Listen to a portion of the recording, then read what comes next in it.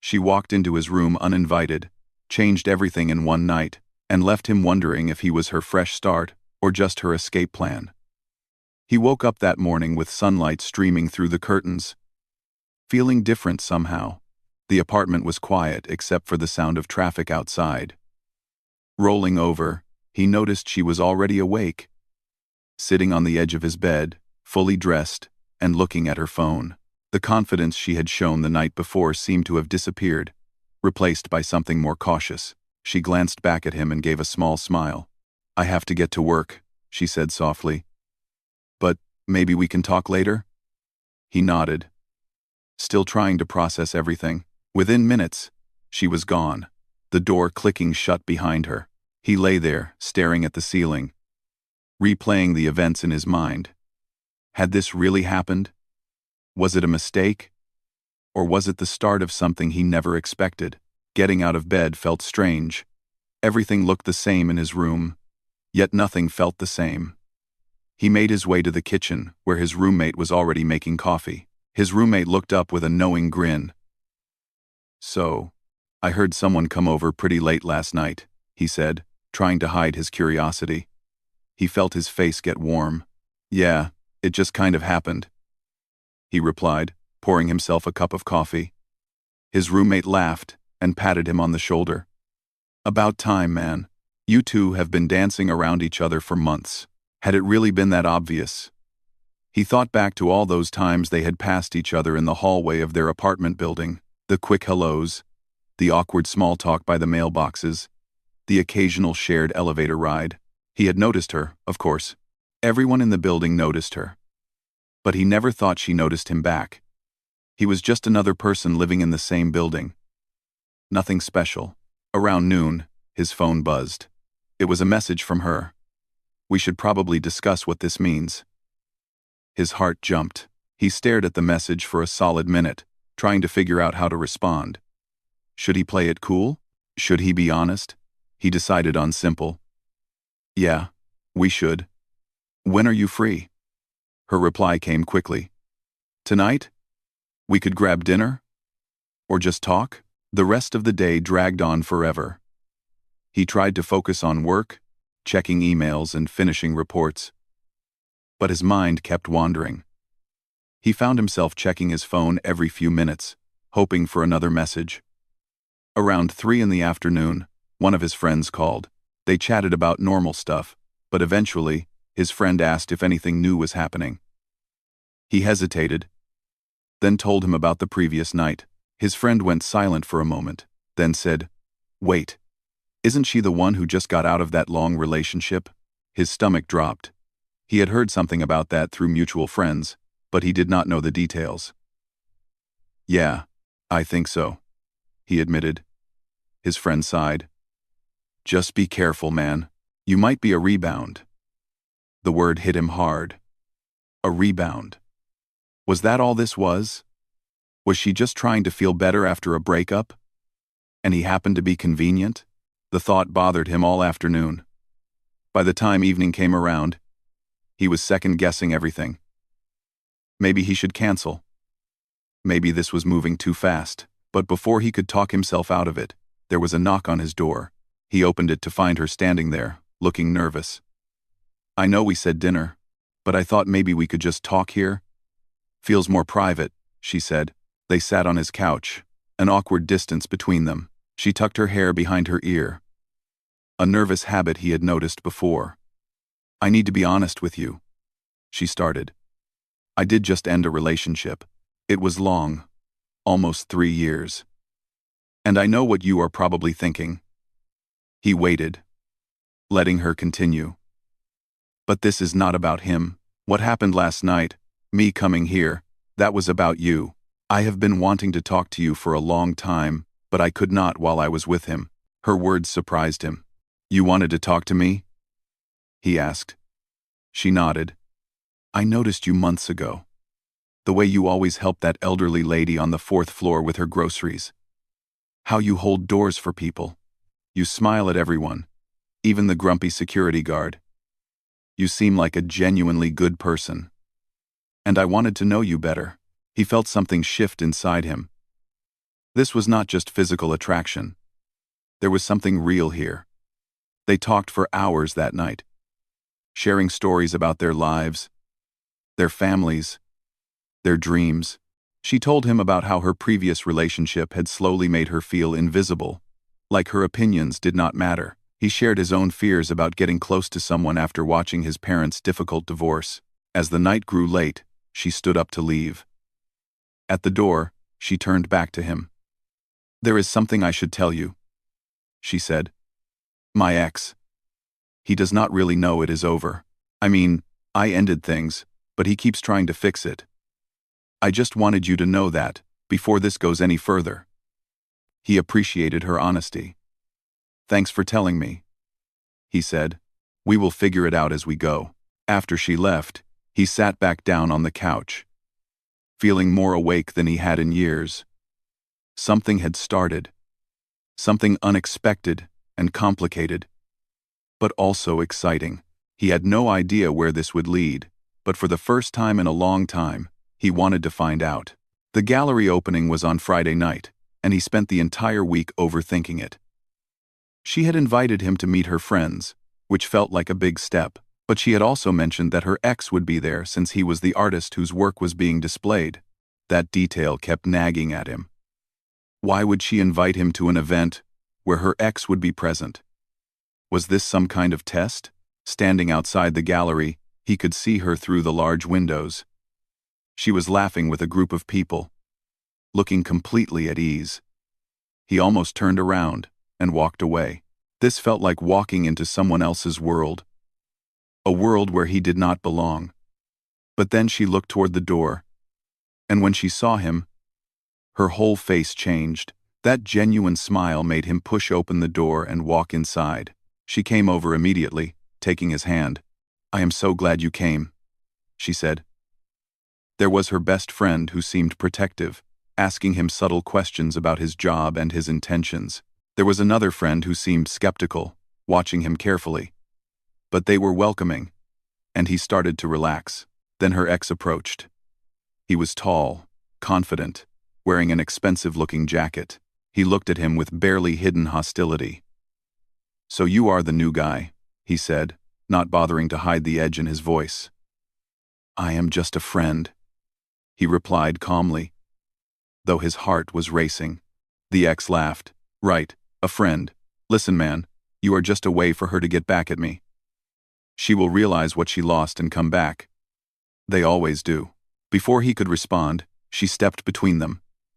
"That is enough," she said firmly. "You do not get to do this."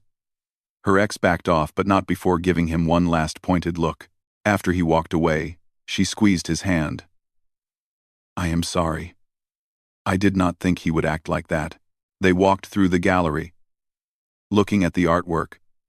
Several pieces were clearly about her. There was a portrait that captured her perfectly, titled something about loss. There were abstract pieces that seemed to represent their relationship. It felt strange, seeing her through someone else's eyes, seeing how much this other person had cared about her, or at least thought they had. Her best friend pulled him aside at one point. "I need you to understand something," she said quietly. He was not good for her. He was controlling, manipulative. He made her feel small. We watched her lose herself in that relationship. When she ended it, we were all relieved. But I need to know you are not going to be the same way. He looked her in the eye. "I would never do that," he said. "I want her to be herself, whoever that is." The best friend studied him for a moment, then nodded. "Good. Because if you hurt her, you will answer to all of us." Later, he and she walked along the river. The city lights reflected on the water, and the air was cool. "Thank you for not running away tonight," she said. "That whole situation was more intense than I expected." He stopped walking and turned to face her. "Why did you invite me if you knew he would be there?" She took a deep breath. "Because I wanted you to see the truth. I wanted you to see what I am walking away from.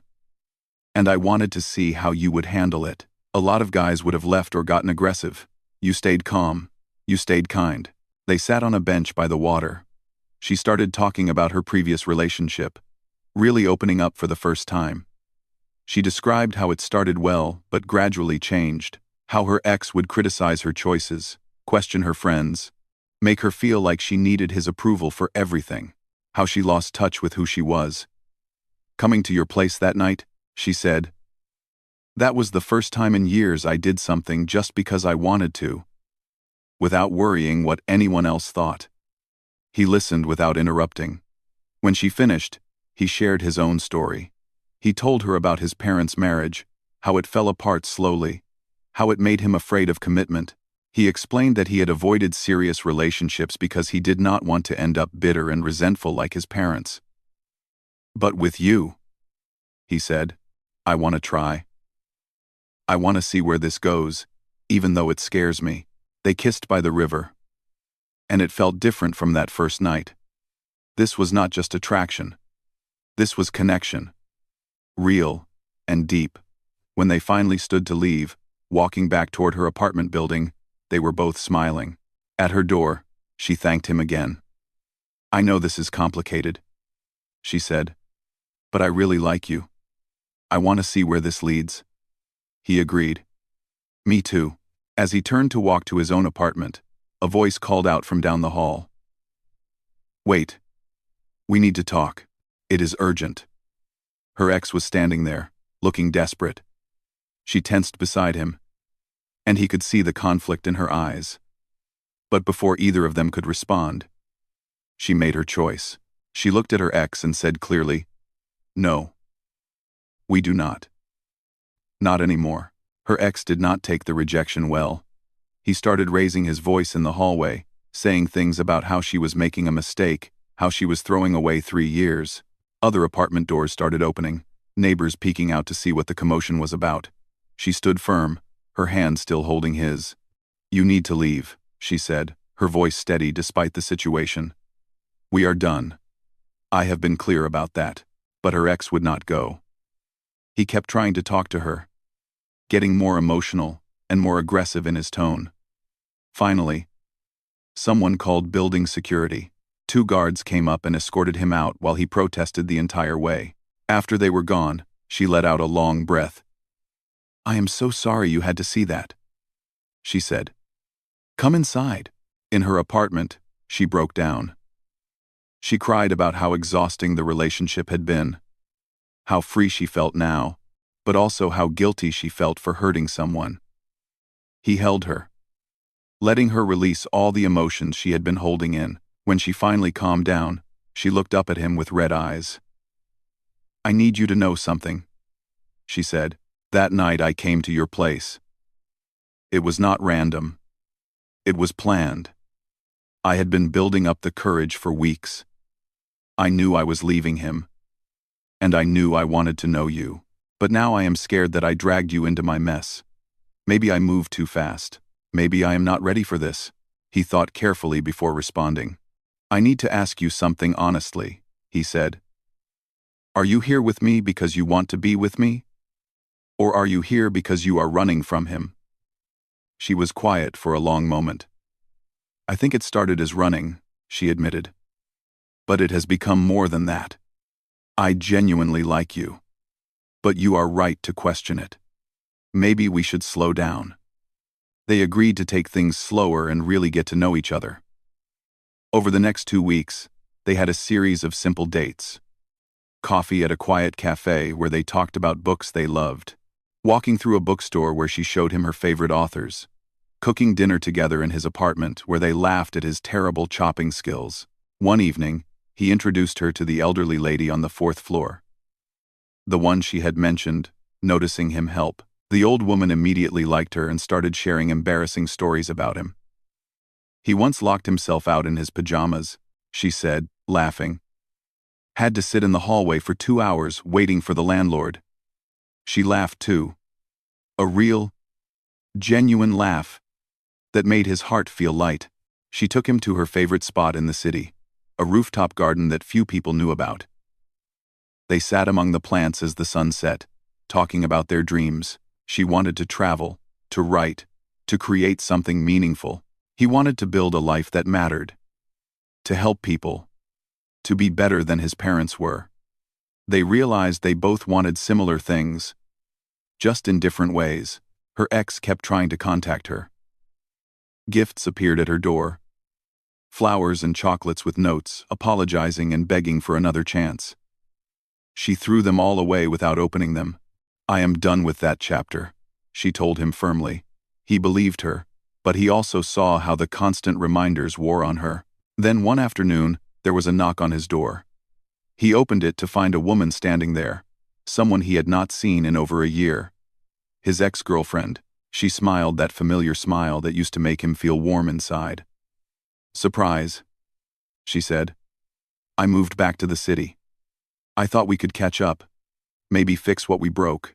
He stood frozen in the doorway, his mind racing.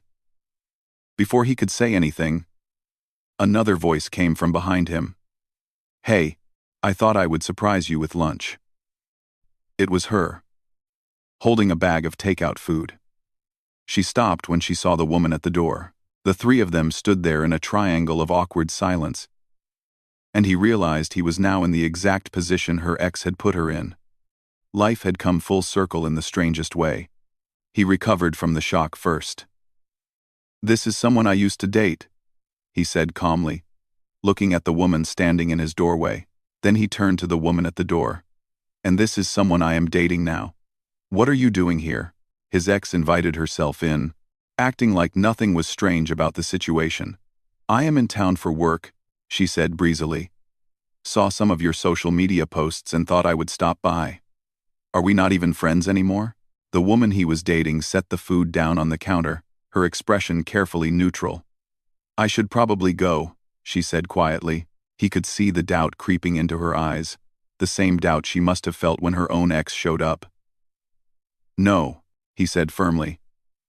"You do not have to leave." She was just leaving. His ex looked surprised. "Come on, we should catch up. For old time's sake." He walked to the door and held it open. "We broke up for good reasons. Those reasons have not changed. I have moved on. And you should too." His ex's friendly mask slipped a bit. "It is because of her, is not it?" she said, gesturing toward the other woman. "I saw her in your pictures. That is why you will not even talk to me." He shook his head. "It is because I am happy now. I was not happy with you. Please leave." After his ex finally left, looking hurt and angry, he turned to find the woman he was dating standing by the window. "You okay?" he asked. She nodded slowly. "That was weird," she said. "But you handled it well. Better than I expected." He came over to her. "I know what you are thinking. You are wondering if she will keep showing up, if I am really over her, if this is going to become a pattern like with your ex." She smiled sadly. "You are getting good at reading my mind." He took her hands. "I am going to tell you the same thing I told her. I am happy now. I am not interested in going back to something that did not work. You are not a rebound or a distraction. You are the person I want to spend my time with." She searched his face, looking for any sign of doubt. Finding none, she relaxed. "Okay," she said. "I believe you." They spent the evening talking about their past relationships, really diving deep into what went wrong and what they learned. He told her about how his ex had been possessive and jealous, constantly checking his phone and questioning his female friends. It got exhausting, and he ended it even though she did not want to. Now, a year later, she was back, apparently thinking enough time had passed. She shared more details about her ex too, things she had not mentioned before.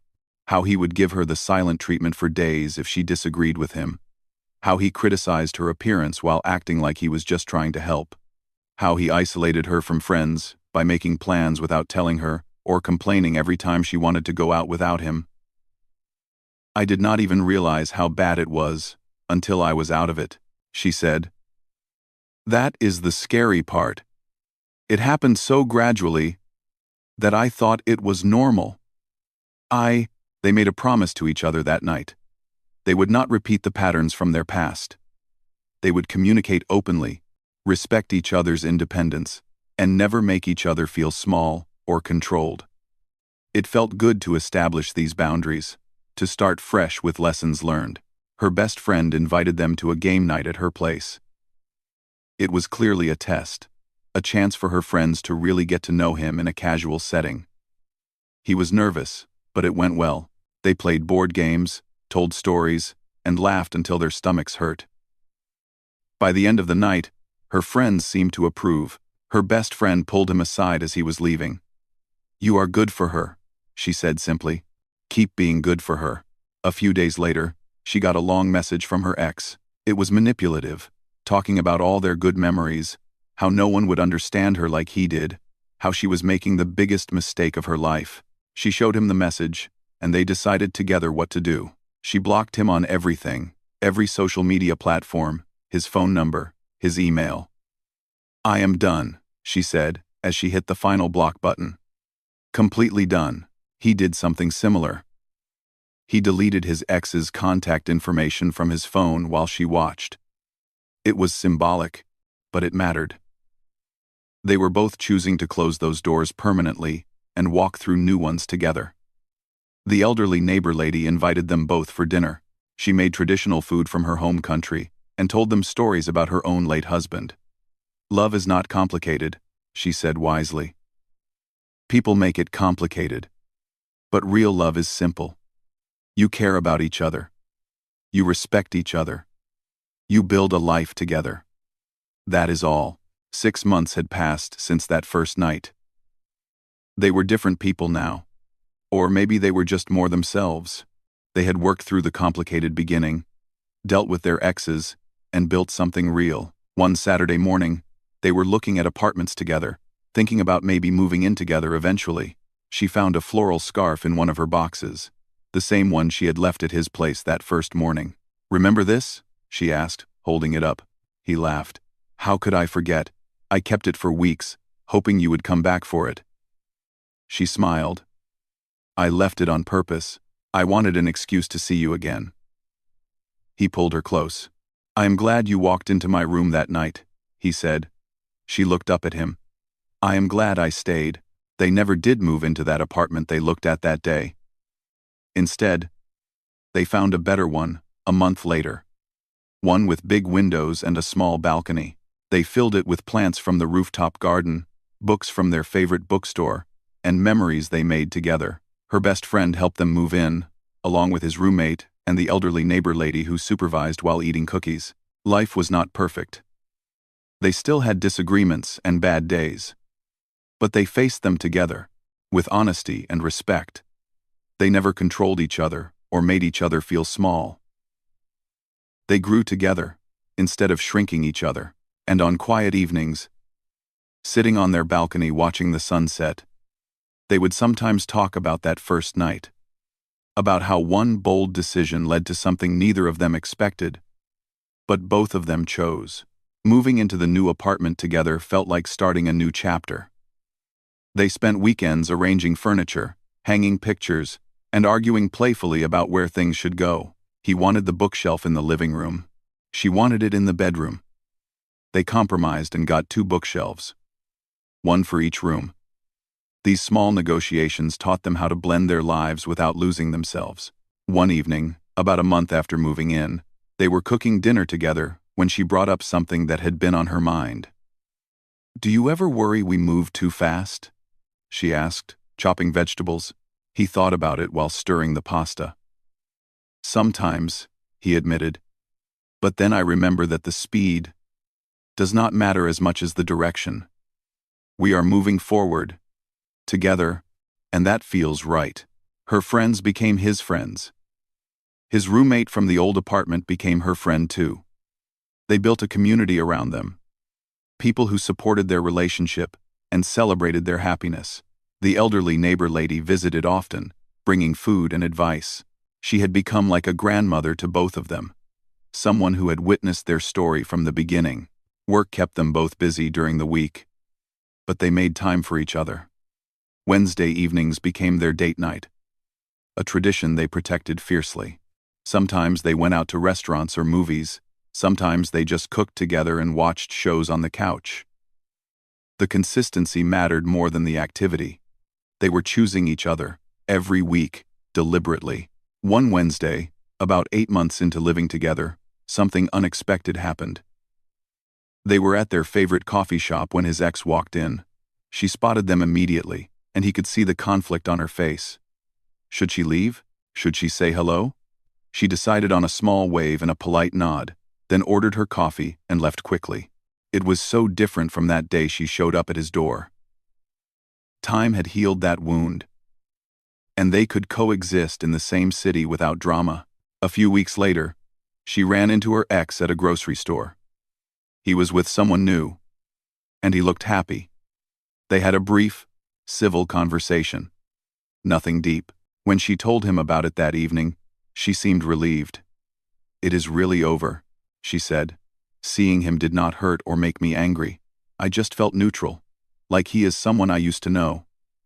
That was when they both realized they had truly moved on from their pasts. Her best friend got engaged, and she was asked to be a bridesmaid. The wedding planning brought their whole friend group closer together. He helped stuff envelopes for invitations. They attended the engagement party together. He was fully integrated into her life now, and she into his. His parents even invited her to a family dinner, which was a big deal considering how complicated his family was. Meeting his parents was nerve-wracking for her. She knew about their difficult divorce and how it had affected him. But his mother was kind, asking about her work and her interests. His father was more reserved, but polite. After dinner, his mother pulled her aside. "I can see he is happy with you," she said. "Really happy. Thank you for that." It meant a lot, getting that approval. They traveled together for the first time, taking a long weekend trip to the mountains.